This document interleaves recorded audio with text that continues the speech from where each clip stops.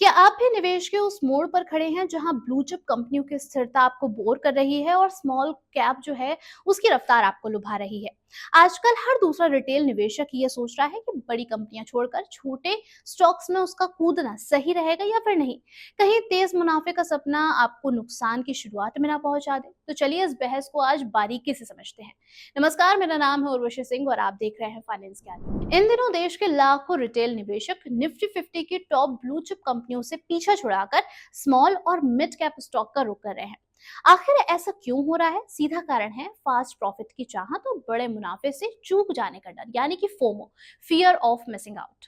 अगर ताजा आंकड़ों पर नजर डालें तो जून 2025 की तिमाही में रिटेल निवेशकों ने निफ्टी 50 की 14 कंपनियों में हिस्सेदारी को घटाया है, यानी कि हर 4 में से 3 बड़ी कंपनियों में से वो बाहर निकल रहे हैं। उदाहरण के तौर पर समझते हैं कि बजाज फाइनेंस ने इस साल 28.5% रिटर्न दिया है और बीईएल ने 29%। फिर भी छोटे निवेशक इससे निकल गए हैं बड़ा मुनाफा कमाने की आस में। वो अब स्मॉल और मिड कैप के स्टॉक को प्राथमिकता दे रहे हैं। तो आखिर निवेशकों की सोच क्या है? जिसमें पहली वजह यह है कि बोरियत।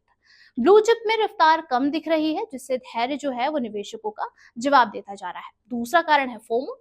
छोटे स्टॉक्स में 100% से ज्यादा रिटर्न का आकर्षण है, जिससे निवेशक डर जाते हैं कि कहीं वो पीछे ना रह जाए। इसके अलावा तीसरी वजह है मुनाफा बुकिंग। जिन कंपनियों में लाभ कमाया गया है, अब उस पैसों को ज्यादा रिटर्न की तलाश में स्मॉल या फिर मिड कैप में लोग जो है वो लगा रहे हैं। लेकिन इसमें कई सारे जोखिम यानी कि रिस्क जो है वो भी छिपे हुए हैं। सबसे पहले है स्मॉल कैप स्टॉक्स बहुत ही ज्यादा वॉलेटाइल होता है और जरूरी नहीं कि जरूरत पड़ने पर उन्हें आसानी से बेचा जा सके। लिक्विडिटी ट्रैप का डर यहाँ पर हमेशा ही बना रहता है। दूसरा जो बड़ा डर यहाँ पर ये है, रिस्क जो है वो है क्वालिटी और गवर्नेंस का।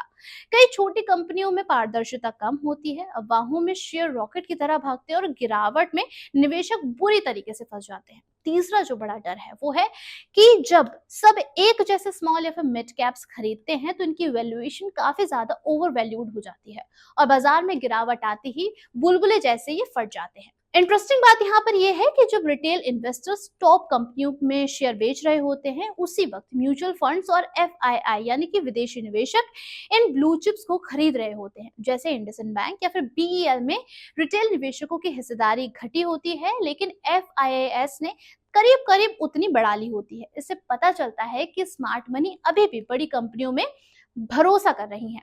ये भी माना जा रहा है कि शायद रिटेल इन्वेस्टर्स जो हैं वो सीधे शेयर ना लेकर म्यूचुअल फंड्स या फिर एसआईपी के जरिए ब्लू चिप्स में इन्वेस्ट जारी रखे हुए हैं, यानी कि उन्होंने बस तरीका बदला है, रुख नहीं बदला है। लेकिन एक्सपर्ट्स यहाँ पर ये बताते हैं कि पोर्टफोलियो में सिर्फ स्मॉल या फिर मिड कैप्स का बोझ बढ़ाना सही नहीं होता है, इसको बैलेंस रखना जरूरी है। हर कैटेगरी के स्टॉक्स रखें और प्रॉफिट की दौड़ में लॉन्ग टर्म स्ट्रेटेजी से समझौता ना करें। जल्दबाजी या फिर लालच में आकर ब्लाइंड रोटेशन जो है वो आपके लिए हानिकारक साबित हो सकता है। और आखिर में मुनाफा बुकिंग, रिस्क और एडवेंचर के बीच संतुलन बनाए रखें। पोर्टफोलियो को बार बार घुमाने से कोई फायदा नहीं है, बल्कि लंबी अवधि की सुरक्षा और ग्रोथ बड़ी कंपनियों में ही छिपी हो सकती है। तो सोच समझ कर ही आगे की आप स्ट्रेटेजी प्लान करिए। अपनी रणनीति क्या है? क्या आप भी स्मॉल कैप्स के पीछे भाग रहे हैं या फिर ब्लू चिप्स में अभी भी आपका भरोसा कायम है? अपनी राय आप हमें जरूर बताइएगा और बिजनेस जगत की ऐसे ही तमाम चर्चाओं के लिए जुड़े रहिए हमारे साथ।